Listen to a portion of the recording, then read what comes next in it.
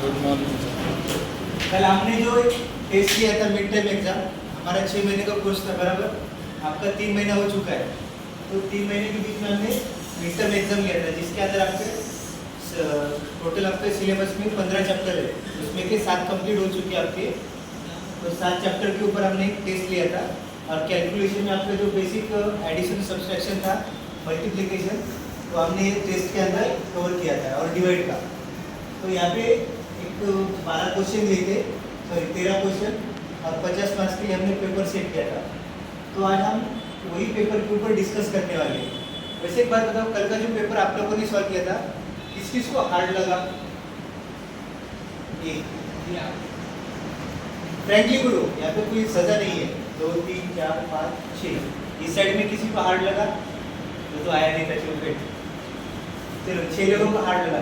किस किस को आसान लगा? किसे? शायद तुझे आसान लगा। कितने? 14। हाँ ठीक है, लास्ट टेस्ट से तेरा इस बार अच्छा है, ओके गुड, तेरे को आसान लगा उधर। और इधर किसी को? अजर को, ठीक है ठीक है, चलो कोई बात नहीं। जिनको आसान लगा अच्छा है, जिनको टफ पेपर लगा, आप लोगों को एक ही काम करना पड़ेगा, थोड़ा सा रिवीजन करना पड़ेगा घर पे जाके। जो आप लोगों को नोट्स मिल गई है पीपीटी, ठीक है, उसको ओपन करके उसके ऊपर थोड़ा सा स्टडी करना पड़ेगा। और कुछ डाउट आता है तो मेरे से आके इधर पूछ सकते हो, मैं बता दूंगा। तो एक बार हम लोग क्या करेंगे, फिर से जो ये क्वेश्चन है इनके आंसर हम डिस्कस करने वाले हैं आज, ठीक है। तो हमारा पहला क्वेश्चन क्या है, सेफ्टी किसे कहते हैं, सेफ्टी क्यों जरूरी है, और सेफ्टी के कितने टाइप्स है, और उसके नाम लिखो, ठीक है। तो सबसे पहले हमें ये जानना जरूरी है, सेफ्टी किसे कहते हैं। किस किस को याद है सेफ्टी किसे कहते हैं? आप बताइएगा।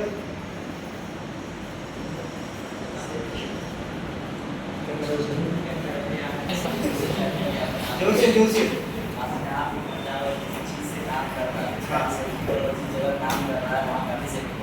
बराबर। हम लोग जहाँ पे काम कर रहे हैं वहाँ पे उस जगह को, और जिस चीजों के जरिए हम काम कर रहे हैं उनको नुकसान ना हो, इस तरीके से काम करने को हम लोग क्या बोलते हैं, सेफ्टी कहते हैं। अब सेफ्टी क्यों जरूरी है? अपना और अपने साथ काम करने वाले अपने दोस्तों का, और जिस मशीन्स के ऊपर है, जिस टूल्स के साथ हम लोग काम कर रहे हैं, उस टूल्स का वो और हमारा नुकसान ना हो, इसके लिए सेफ्टी जरूरी है। अब बात करते हैं सेफ्टी की कितने टाइप्स है, कौन कौन से? पर्सनल सेफ्टी, टूल्स और इक्विपमेंट, ठीक है। फायर सेफ्टी है, ये भी बताना जरूरी है ना। तो ये 4 सेफ्टी आती है, पर्सनल सेफ्टी, टूल सेफ्टी, उसके बाद में जनरल सेफ्टी, और चौथी क्या आती है, वर्कशॉप सेफ्टी, और बाद में वर्कशॉप सेफ्टी। ये हो गया उसका। अब बात करते हैं टूल्स क्यों जरूरी है, टूल्स के कितने टाइप्स है, और उसके नाम लिखना है। टूल्स क्यों जरूरी है? आप बोल। काम करते हैं नहीं, और कोई बताना चाहेगा? राइट। टूल्स क्यों जरूरी है? हम जहाँ पे भी या जो भी काम कर रहे हैं, वो काम करने में हमें आसानी हो, वो काम जल्दी से हो, इसके लिए हमें टूल्स जरूरी है, ठीक है। अगर आप अपनी फील्ड में देखना चाहो तो अपनी फील्ड में बेसिकली 3 टाइप्स की टूल है। एक मशीन टूल है, एक हैंड टूल है, और तीसरा है मेजरिंग टूल्स, जिसके जरिए हम लोग मेजरमेंट लेते हैं, चाहे करंट का हो, वोल्टेज का हो, पावर का हो, पावर फैक्टर का हो, या फिर लेंथ हो, ठीक है। जिन चीज़ों के जरिए हम लोग मेजरमेंट लेते हैं उसे मेजरिंग टूल्स कहते हैं। मशीन टूल्स क्या है? ऐसी टूल जिनको चलाने के लिए हमें सप्लाई की जरूरत होती है या पावर की जरूरत होती है, उसे हम बोलते हैं पावर टूल्स, ठीक है। और तीसरा है हैंड टूल्स। हैंड टूल्स मतलब क्या है? जो हमारा हैमर है, प्लायर है, टेस्टर है, स्क्रूड्राइवर है, स्पैनर है, ये सभी हैंड टूल्स में आती है, ओके। फिर बात करते हैं हम लोग इलेक्ट्रिसिटी किसे कहते हैं, करंट कितने टाइप्स के, और उसके डिटेल में बताओ, ठीक है। इलेक्ट्रिसिटी क्या है मालूम है? हमने बेसिक इंट्रोडक्शन ऑफ इलेक्ट्रिसिटी में आपने पढ़ा था। इलेक्ट्रिसिटी किसे कहते हैं? पावर, बराबर। इलेक्ट्रिसिटी क्या है? पावर है, ठीक है। फिर उसमें उसके 2 टाइप्स पढ़े थे, स्टैटिक इलेक्ट्रिसिटी और डायनामिक इलेक्ट्रिसिटी। किसी को स्टैटिक और डायनामिक के बारे में याद है? याद है? नहीं। स्टैटिक इलेक्ट्रिसिटी क्या होता है?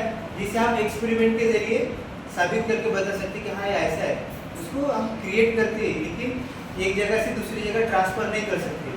लेकिन डायनामिक इलेक्ट्रिसिटी क्या है, उसे हम तैयार कर सकते हैं, ठीक है, लेकिन हम उसे एक जगह से दूसरी जगह ले जा सकते हैं किसके जरिए, राइट, केबल, कंडक्टर्स और वायर्स के जरिए हम लोग उसे एक जगह से दूसरी जगह ले जा सकते हैं, ठीक है। लेकिन क्वेश्चन ये नहीं था, क्वेश्चन क्या था, यहाँ पे देखो करंट कितने टाइप्स के, करंट कितने टाइप्स के, दो टाइप्स के, बराबर, एक है एसी और दूसरा है डीसी। एसी करंट क्या होता है, अल्टरनेटिंग करंट, एक ऐसा करंट जो अपनी डायरेक्शन और वैल्यू हमेशा चेंज करते रहते हैं, उसे पल्सेटिंग एसी भी कहते हैं, ठीक है। और दूसरा आता है डायरेक्ट करंट। डायरेक्ट करंट मतलब क्या, जो अपनी डायरेक्शन और वैल्यू कभी चेंज नहीं करता, एक यूनिफॉर्म मोशन में चलते रहते हैं, उसे हम बोलते हैं डायरेक्ट करंट। वैसे एक बात बताओ मुझे, जो अपना एसी है वो कहाँ पे हम इस्तेमाल करते हैं या कहाँ पे हम उसका यूज करते हैं, घर पे, बराबर। और जो डीसी है वो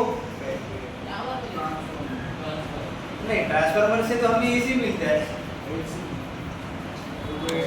बैटरी मालूम है, बैटरी से जो हमें आउटपुट मिलता है वो डीसी है, सेल बैटरी से हमें जो आउटपुट मिले वो डीसी है, ठीक है।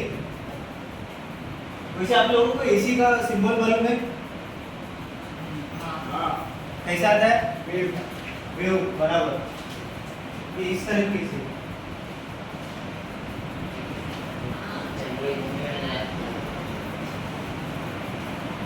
और डीसी स्ट्रेट लाइन आती है, बराबर, इसको एसी बोलते हैं और इसको डीसी बोलते हैं। एसी में क्या पोलैरिटी रहती है, एसी में क्या टर्मिनल्स रहते हैं, पोलैरिटी चलो, टर्मिनल्स कौन से आते हैं एसी में, आपके घर में कौन से टर्मिनल है, एक फेज है, फेज, दूसरा न्यूट्रल और तीसरा अर्थिंग, बराबर, फेज, न्यूट्रल, अर्थिंग, ये तीन आते हैं हमारे एसी में। तो डीसी में क्या आता है, करंट आता है, बराबर है, लेकिन टर्मिनल्स कौन से आते हैं, एक्चुअली एसी में फेज नहीं आता, उसको पॉजिटिव बोलते हैं, एक पॉजिटिव होता है, दूसरा नेगेटिव। जैसे हमारे एसी में फेज न्यूट्रल है, वैसे डीसी में पॉजिटिव और नेगेटिव दो टर्मिनल्स आते हैं, ओके। फिर ये वाला जो क्वेश्चन है इसको हम सबसे आखिर में सॉल्व करेंगे, जो न्यूमेरिकल पार्ट है उसको आखिर में सॉल्व करेंगे। हम अभी ये 5 नंबर का क्वेश्चन, ठीक है। अभी यहाँ पे बोला है सिंबल निकालने का, आर्थिक का सिंबल किस किस को याद है, आप लोगों ने सिंबल बनाए थे, ठीक है। तो आर्थिक का सिंबल आसान है,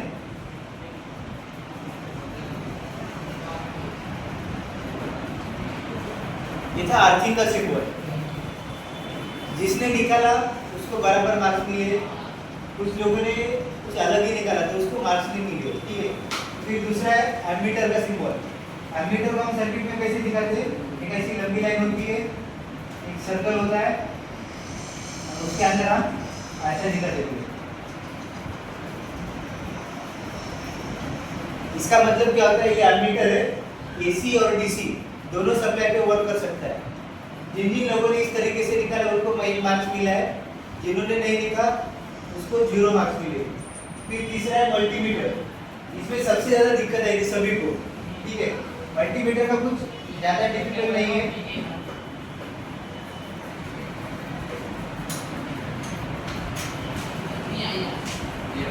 दिया है, ये 2 लाइन नहीं निकाले तो भी चलेगा। एक सर्कल, सर्कल के अंदर वी आया लिख दो, आपको मल्टीमीटर का सिंबल हो गया।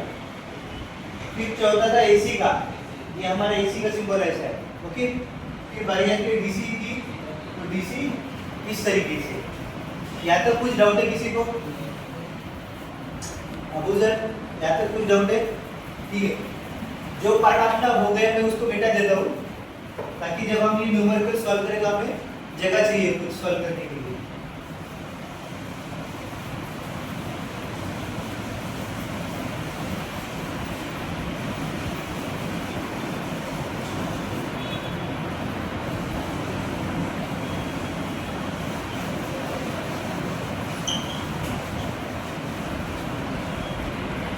अब हम आगे बात करते हैं ओम्स लॉ क्या है, ठीक है।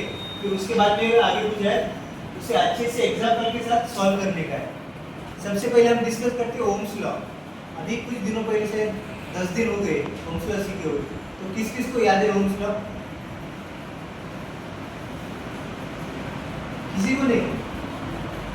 हाँ बोल, हाथ उठाए के अंदर जो मतलब जो टेम्परेचर का कांस्टेंट रखना हो, बराबर टेम्परेचर कांस्टेंट रखना है। उसके अंदर फ्लो को इसके अंदर में फ्लो डायरेक्टली प्रोपोर्शनल होता है। ठीक है, मैं बता देता हूँ। किसी भी क्लोज सर्किट के अंदर अगर उसका टेम्परेचर कांस्टेंट रहता है, क्या बोला मैंने? क्या? टेम्परेचर बराबर। किसी भी क्लोज सर्किट के अंदर अगर उसका टेम्परेचर कांस्टेंट रहता है तो उसके अंदर से फ्लो होने वाला करंट डायरेक्टली प्रोपोर्शनल किससे रहता है? वोल्टेज के साथ। और इनवर्सली प्रोपोर्शनल किसके साथ रहता है? रेजिस्टेंस। डायरेक्टली प्रोपोर्शनल मतलब क्या होता है? एक साथ चलना, डायरेक्टली प्रोपोर्शनल। अगर मान के चलो यहाँ पे सलमान है और यहाँ पे अबू जैद है, ठीक है, सलमान 2 कदम पीछे आगे आए तो अबू जैद भी 2 कदम आगे आएगा, अगर ये 2 कदम पीछे गए तो ये भी 2 कदम पीछे जाएगा। इसे बोलते हैं डायरेक्टली प्रोपोर्शनल। और इनवर्सली प्रोपोर्शनल क्या होता है? एक आगे जाएगा तो दूसरा पीछे आएगा, बराबर। ये था उसका ओम्स लॉ क्या होता है, ठीक है। फिर उसको एग्जांपल के साथ हमें एक्सप्लेन करना है। एग्जांपल मतलब क्या होता है? हाँ, VIR तो है, चलो ठीक है। जब आप लोग गाड़ी चलाते हो तो गाड़ी की स्पीड कंट्रोल करना है तो कैसे करोगे? ब्रेक मार के, गियर कम कर। तो आप लोग क्या करते हैं? ब्रेक को क्या बोलते हैं? रेजिस्टेंस, ठीक है। गाड़ी फास्ट भगाना है तो क्या करोगे? एक्सीलरेटर लगाओगे, ठीक है। तो हम उसको बोलते हैं वोल्टेज। और गाड़ी की स्पीड को हम बोलते हैं करंट, बराबर। अभी हमें क्या करना है? गाड़ी हाई स्पीड से भगाना है तो क्या करें हम लोग? एक्सीलरेट बढ़ा रहे, ठीक है। मतलब क्या? वोल्टेज बढ़ा रहे। करंट को भगाना है तो वोल्टेज देना पड़ेगा। वोल्टेज का एक प्रेशर है, जितना ज़्यादा प्रेशर दोगे उतना जल्दी से करंट वहाँ पे पहुँचेगा, ठीक है। तो हमें क्या करना होता है? करंट को एक जगह से दूसरी जगह ले जाना है तो हमें क्या चाहिए? वोल्टेज चाहिए, प्रेशर चाहिए। तो हम अभी एग्जांपल देखो बराबर से। गाड़ी है, गाड़ी को ब्रेक भी है, ठीक है। अभी इस गाड़ी को हमारे करंट के साथ मैच कर दिए। करंट को हम बहुत तेज भगाना है तो हम क्या करते? ज़्यादा प्रेशर देते। तो हमारे पास प्रेशर के लिए क्या? वोल्टेज है। तो हम क्या करते? अगर मान के चलो 110 वोल्टेज है हमारे पास और करंट को जल्दी भगाए तो क्या करेंगे? 220। तो हम गाड़ी में क्या करते? गाड़ी हमारी 40 की स्पीड से भाग रही है, हमें जल्दी पहुंचना है तो क्या करेंगे? रेस देते हैं ना, एक्सीलरेटर बढ़ाते हैं हम लोग। क्या होता है? गाड़ी 40 से निकल के 60-80 तक जाती है, तो हम उससे क्या होता है? जल्दी से पहुंच पाते हैं। लेकिन मान के चलो रास्ते में टर्न आ गया या कुत्ता आ गया इसमें, तो क्या करेंगे? गाड़ी से कूद जाएंगे, ब्रेक मारेंगे, उससे क्या होता है? स्लो होती है। तो हम यहाँ पे क्या करते हैं? रेजिस्टर है हमारे पास, रेजिस्टेंस जब हम बढ़ाते हैं तो क्या होता है? वोल्टेज कम होता है। जैसे हमारा फैन का रेगुलेटर है, फैन बहुत तेज भाग रहा है, ठीक है, ठंड लग रही है, हमें ठंड पे रहोगे ज़्यादा देर तो हम लोग क्या करते हैं? फैन का स्पीड कम करते हैं। तो क्या करते हैं? रेगुलेटर को कम कर देते हैं। इससे क्या होता है? हमारा रेजिस्टेंस बढ़ता है और फैन का स्पीड कम होता है। इसे बोलते हैं इनवर्सली प्रोपोर्शनल। रेजिस्टेंस बढ़ा तो क्या हुआ? और पंखे का स्पीड कम हो गई। ये था आप लोगों का एग्जैक्ट एग्जाम्पल। ये एग्जाम्पल देना था आप लोग एग्जाम में, ठीक है। फिर अगला क्वेश्चन है, फिर अगला क्वेश्चन हमारा कंडक्टर किसे कहते हैं, ओके। और कंडक्टर के कितने टाइप्स है? अब एक बात बताओ, कंडक्टर मतलब क्या होता है? जो किसी चीज को एक जगह से दूसरी जगह ले जाता है। जैसे हमारा बस का कंडक्टर है, वो क्या करता है? पैसा लेता है और हमें क्या करता है? स्टेशन से मिली तक लाके छोड़ देता है। ये कंडक्टर का काम है। ये तो रेगुलर लाइफ में हो गया, लेकिन अपने इलेक्ट्रिसिटी में कंडक्टर क्या काम करता है? करंट को एक जगह से दूसरी जगह। चलो वो तो हो गया कंडक्टर का काम जो बाहर की लाइफ में करता है, लेकिन अपने इलेक्ट्रिकल में कंडक्टर क्या काम करता है? क्या? करंट या सप्लाई को एक जगह से दूसरी जगह ले जाने के लिए हमें क्या काम करता है? कंडक्टर, ठीक है। तो ये कंडक्टर कितने टाइप्स के? बेसिकली कंडक्टर 3 टाइप्स के हैं, सॉलिड, लिक्विड और गैस, ठीक है। सॉलिड में भी फिर 3 टाइप से, गुड कंडक्टर, बैड कंडक्टर और सुपर कंडक्टर। आप ये जो अपना सॉलिड लिक्विड गैस है, इन तीनों में अगर कहीं पे भी जाओगे आपको ये तीन ही मिलेंगे, गुड, बैड और सुपर। ओके, यही लिखना था 3 मार्क्स के लिए। जिन्होंने लिखा उनको मार्क्स मिले, जिन्होंने सिर्फ कंडक्टर की डेफिनेशन लिखी थी उसको 1 मार्क्स मिला। फिर बात करते हैं इंसुलेटर की। कंडक्टर मालूम हो गया, करंट को एक जगह से दूसरी जगह ले जाने का काम करता है। तो इंसुलेटर क्या काम करता है? बराबर, करंट को रोकता है।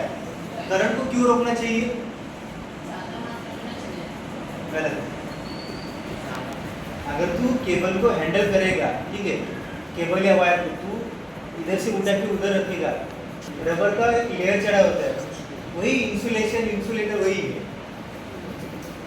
जो हाई वोल्टेज में क्या होता है, जो पोल रहता है, ठीक है, पोल के ऊपर एक रॉड रहता है, रॉड से आप क्या करते हो, कंडक्टर को लपेट देते हैं, लेकिन उसके साथ में सिरेमिक का रहता है, वो इंसुलेटर है। वो क्या काम करता है, पूरे पोल की बॉडी में करंट ना जाए रोकता है। बराबर, बरसात के दिनों में क्या होता है, पानी रहता है, पानी की वजह से खंभे में हमें शॉक लग सकता है, उसे रोकने का काम कौन करता है? इंसुलेटर। और आपने इसमें क्या रहता है, इंसुलेशन, जो कंडक्टर के ऊपर चढ़ा हुआ रहता है। ओके, फिर बारी आती है 9वें नंबर के क्वेश्चन की। जॉइंट किसे कहते हैं, उसकी जरूरत क्यों है और उसके टाइप्स क्या है। सबसे पहले बताओ जॉइंट्स क्या होता है?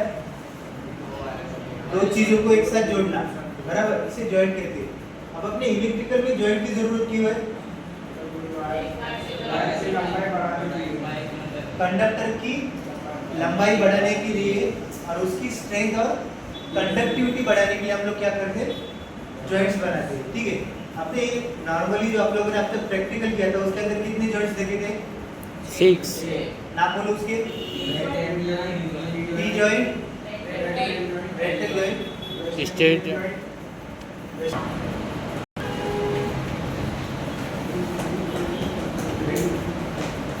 छह टाइप्स के जॉइंट देखे थे। पी जॉइंट, फिर उसके बाद में हमने देखा था ट्वीट जॉइंट, जिसे हमने क्या बोले थे, रेक्टेल जॉइंट। फिर उसके बाद में आता है straight joint, married joint, Britannia union joint, फिर आता है वेस्टर्न यूनियन जॉइंट। उसमें से हमने 5 किए थे, एक बाकी है हमारा, बराबर। फिर अब आते हैं हम लोग ये ड्राइंग्स और कैलकुलेशन के ऊपर। मैं ऊपर का बेटा देता हूँ, यहाँ पे हम थोड़ा सा कैलकुलेशन पार्ट करेंगे।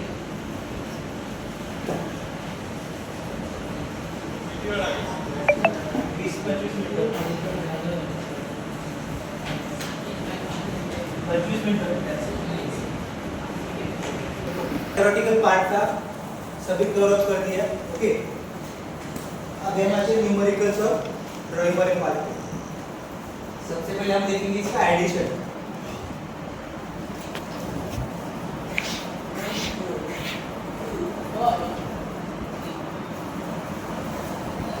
अभी इसको लिखते समय क्या करने का, पॉइंट पॉइंट के नीचे आना चाहिए, नंबर्स नंबर्स के नीचे आना चाहिए।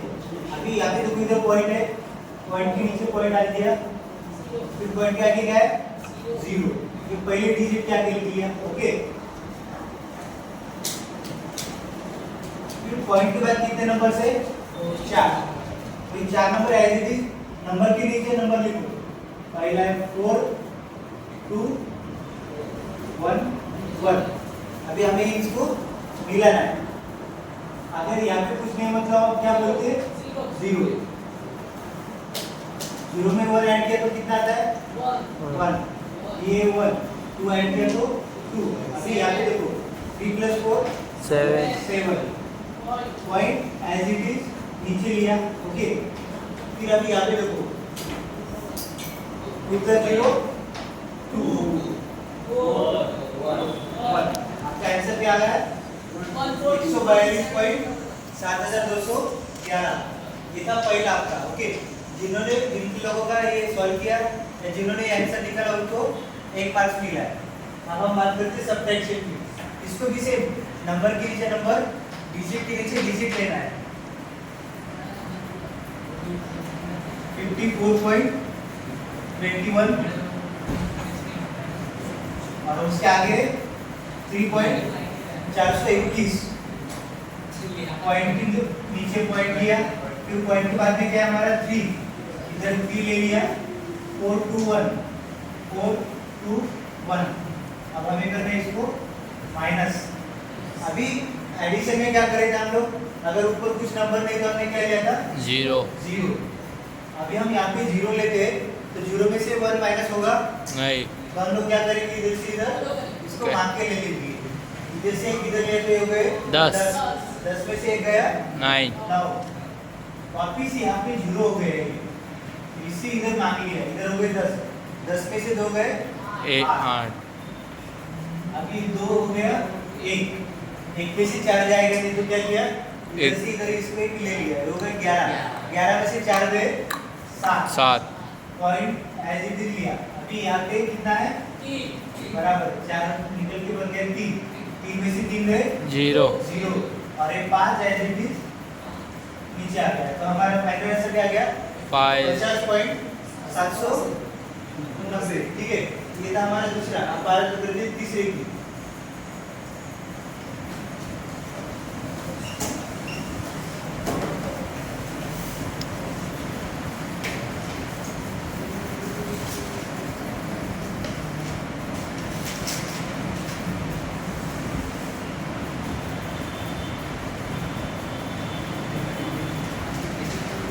चार सौ इक्यावन गुना 212।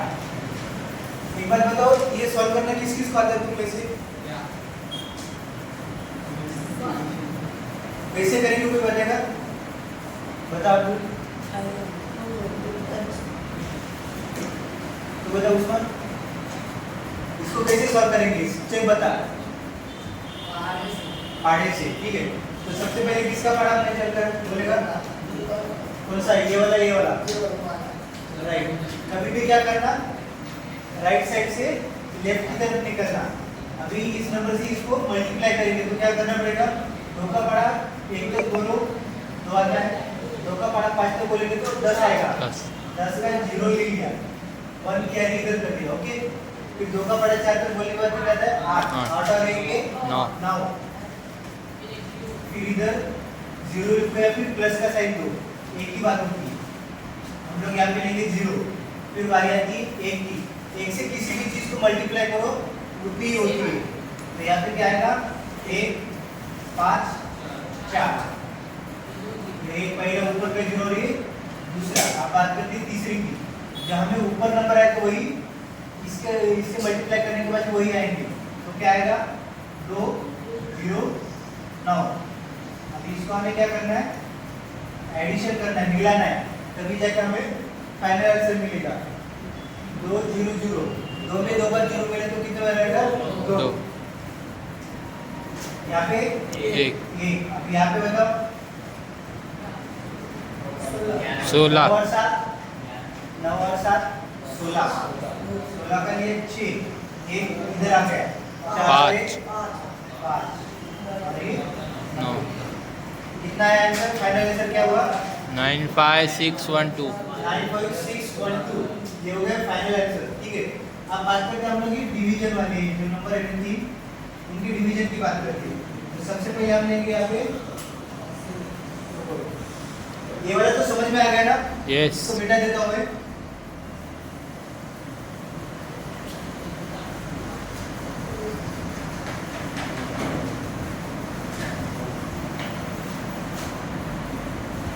फिर हमारा 4 नंबर का है 4215, 4215, और इसी किसने डिवाइड किया है 15 से, तो आप लोगों को 15 का पारा आना जरूरी है, नहीं तो तैयार करना सीख लेगा। तैयार करना कैसे मालूम है, ऊपर 15 लिखने का 2, फिर 15 दिया करेंगे तो 15 गुना 3 करो, इस तरीके से आपको 15 का टेबल बनाना आसानी से आ जाएगा, ओके। तो जब भी हम इधर डिवाइड करते तो क्या करते हैं हम लोग, पेयर बनाते हैं। पहला नंबर तो ले नहीं सकते, इसलिए क्या करेंगे, पेयर बनाएंगे। पेयर कैसे आएगी, लेफ्ट टू राइट जाएगा, ये दो की पेयर हम बना देंगे। अभी 15 के पाड़े में 42 कहाँ तक आता है वो देखने का, 15 15 दूना 30, 15 दिया 45 बड़ा होता है, इसलिए हम क्या करेंगे 30, इधर 2 से उसको डिवाइड करेंगे, 15 दूना 30, 42 में से 30 गए 12, फिर ऊपर गए नीचे लिया। अब 15 के पाड़े में 121 आता है क्या, नहीं आता, लेकिन 120 आता है। 15 8 120 1 0 0 ऊपर में क्या है, डायरेक्टली लेंगे राइट, डायरेक्टली आएगा। अभी 15 के बारे में 15 आता है, एक ही बार बोलना पड़ता है, 15 1 15 0। आपका फाइनल आंसर क्या आ गया? 281। 281। ठीक है, चलिए पांचवा क्या था हमारा? 721 डिवाइड बाय 4। अभी यहाँ पे पेड़ बढ़ना जरूरी है, क्या पेड़ बढ़ना? क्यों? 3 वर्ड। ये 7 बड़ा है, ठीक है, तो हम लोग क्या करेंगे, इसको सिंगल रखेंगे। अभी 7 के बारे में, सॉरी 4 के बारे में 7 आता है नहीं, 4 1 जा 4। 4 1 जा 4, 4 2 जा 8 8। बड़ा होता है, तो हमने क्या किया, 4 1 जा 4 4। अभी 4 में 7 में से 4 जाते हैं 3 बचा 3। अभी 3 छोटा है बड़ा है? छोटा है। क्या करेंगे, ऊपर का 2 यहाँ पे नीचे लेंगे। ये कितना हुआ? 32। 4 के पढ़े में 32 आता है? हाँ। आता है। जब 4 का पढ़ा 8 बार गिनते तो आता है हमें 32 मिलता है। तो हम लोग क्या करेंगे, 4 8 जा 32। 32 0 0। अभी यहाँ पे एक बचा है, उसको डायरेक्टली यहाँ पे ले लो। अभी इसको कहीं डिवाइड नहीं कर सकते तो क्या करना, यहाँ पे पॉइंट दे दो और इधर 0 लिया। अभी इसको 4 और 10 के पढ़े में आता है क्या? सॉरी 4 के पढ़े में 10 आता है क्या? नहीं। तो क्या करेंगे, 4 गुना 8, 2 बचा 0 लिया, 4 5 20। तो आपका फाइनल आंसर क्या आ गया? 80.25। 25। जिन जिन लोगों का ये आंसर आ गया उनको सही जवाब मिला है, और जिनका गलत आ गया उनको 0 मार्क्स मिले। ये था आप लोगों का ये वाला कैलकुलेशन। अब हम इसके ऊपर डिस्कस करेंगे, ड्राइंग्स के ऊपर। पहला ड्राइंग क्या है, to make connection of ammeter with load. Ammeter का कनेक्शन बनाना है आपको सर्किट के अंदर। सिंपल है, क्या करना है, एक ऐसी लाइन लेना है, इधर एक सर्कल बना दो और यहाँ पे ए लिख दो, उसके नीचे सिंबल लगाना है। एसी में कनेक्ट करेगा डीसी में, हम लोग क्या करेंगे, AC में। एसी और डीसी दोनों का बनाएंगे। उसको क्या करने का, ऐसा यस बना दिया और ये। लेकिन क्या बोला है, विथ लोड, हमें लोड के साथ कनेक्ट करना है। तो क्या करेंगे, लोड चाहिए तो पावर सप्लाई भी चाहिए।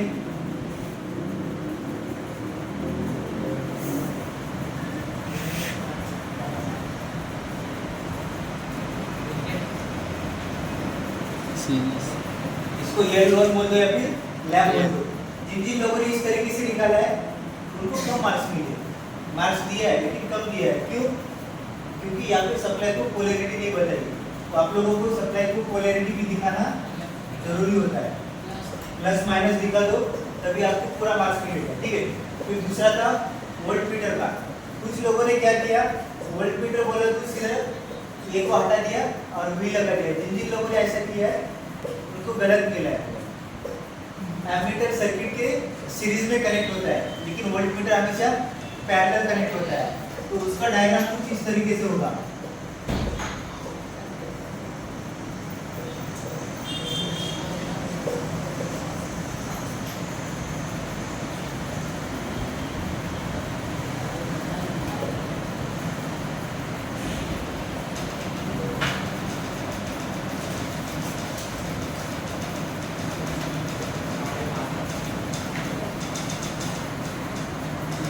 है किसी ने भी इसको इस तरीके से वोल्ट मीटर का कनेक्शन नहीं बनाया।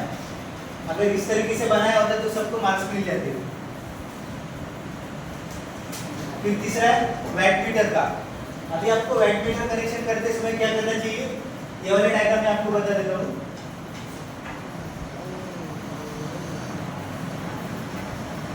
वैट मीटर में दो कॉइल आती है, एक आती है करंट कॉइल और दूसरी आती है प्रेशर कॉइल। तो आप लोगों को यहाँ पे दिखाना होगा उस तरीके से।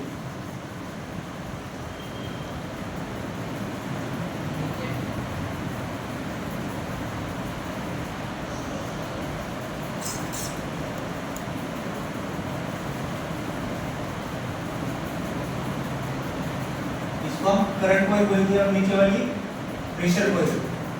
यहाँ पे टर्मिनल आते हैं, ये मोर सी जिसको शॉर्ट किया जाता है, फिर ये जो इधर आगे लोड की तरफ कनेक्ट होता है, और जो हमारा बी टर्मिनल होता है वो न्यूट्रल के साथ यहाँ पे टच होता है। इस तरीके से जिसने भी डायग्राम निकाली उसको पूरा मार्क्स मिला है। ये था हमारा वैट मीटर का। फिर बात करते हैं हम लोग पैरेलल सर्किट और सीरीज सर्किट की।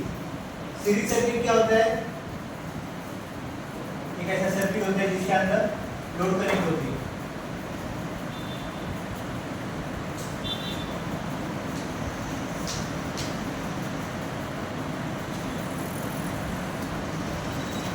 ये हमारा सीरीज सर्किट। और पैरेलल सर्किट क्या होता है? जिसको सेपरेटली फेज ऑफ न्यूट्रल जाता है। यहाँ पे देखो, इसको पॉजिटिव जा रहा है, नेगेटिव सेपरेटली जा रहा है, इसको भी पॉजिटिव सेपरेटली जा रहा है, नेगेटिव सेपरेटली जा रहा है। ये है पैरेलल सर्किट। इस तरीके से आप लोगों को 5 सर्किट डायग्राम बनाने दिया है। जिन लोगों ने भी 5 बनाए उनको पूरे 5 मार्क्स मिले, और जिन लोगों ने जो सीखी है निकाला नहीं उनको 0 मार्क्स मिले।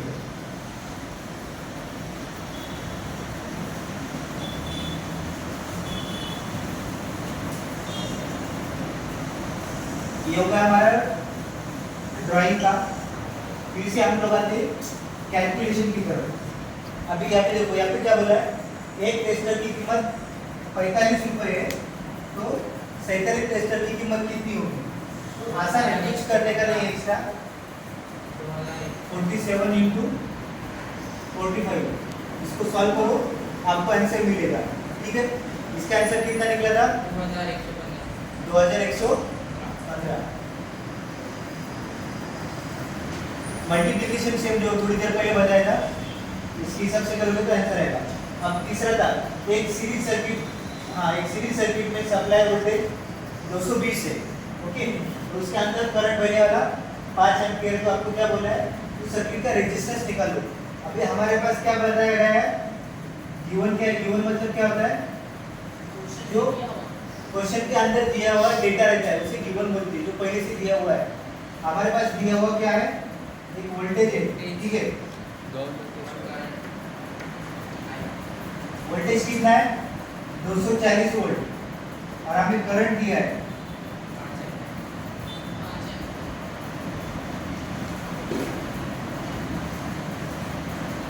5 एम्पीयर। और हमें निकालने के लिए क्या बोला है? रेजिस्टेंस।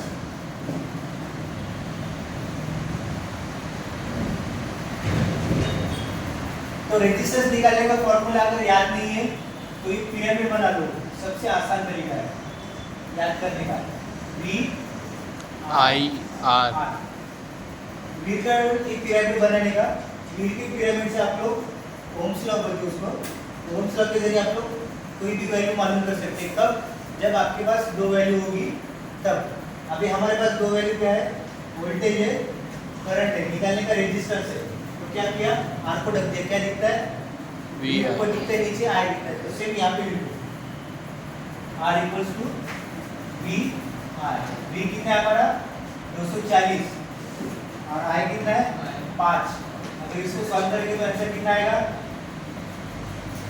देखो 5 240, दो की पेड़ बना, 5 4 जा 20, 4 आएगा, इधर लिया, 4 8 जा 40। आंसर कितना आया तुम्हारा? 84 ओम।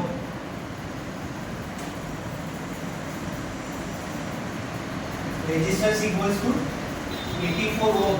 जिन लोगों ने ऐसा इसको आखिर में उसका यूनिट दिया है उनको 3 मार्क्स दिए, वरना सभी को 2 मार्क्स मिले। ओके, ये था ये वाला सबसे आखिर में, जो हमारा सबसे आखिरी वाला है ये। यहाँ पे 3 रेजिस्टेंस कनेक्ट है सर्किट में। एक 12 ओम का है, दूसरा 20 ओम का है, और तीसरा 25 ओम का है। यहाँ पे क्या बोला है? Find out the total resistance and current. अगर हमारे पास सीरीज सर्किट है और उसका रेजिस्टेंस फाइंड आउट करना है तो उसका फॉर्मूला है RT equals to R1 plus R2 plus R3 plus RN, मतलब नंबर ऑफ आर। हमारे पास यहाँ पे कितने आर है? 3 है। 3। तो हमारे काम की कितना है? 3 ही से, ठीक है। तो हमारा R1 क्या है? 12, R2 20 और R3 25, इनको मिलेंगे तो कितना आएगा 57, बराबर है? सही है कि गलत है? हमें क्या मिला? R मिला। अभी देखो हमें क्या निकालना है? दूसरा करंट। हमने क्या निकाला? रेजिस्टेंस निकाला। अभी हमें निकालना है करंट। तो करंट निकालने के लिए हमें क्या चीजें जानना जरूरी होता है? अगर हमें I निकालना है, ठीक है, तो उससे पहले हमें V और R की जानकारी होना जरूरी है। आपके सर्किट में V कितना है? 115, बराबर 115 वोल्ट आपका V है। R कितना है? 57 57, जो अभी हमने निकाला था। और हमें क्या निकालना है? I तो अभी हमारे पास फॉर्मूला भी है, ओम्स लॉ का पीरियड भी है, ठीक है। तो I निकालने के लिए फॉर्मूला कौन सा है हमारा? V divided by R। तो हम क्या करते हैं? यहाँ पे I लिखेंगे V डिवाइडेड बाय R। हमारा I कितना है? 115 और R कितना है? 57। अगर हम इसको सॉल्व करते हैं तो आंसर कितना आता है? कल किसने एग्जाम दिया था? बताओ इसका आंसर क्या आएगा?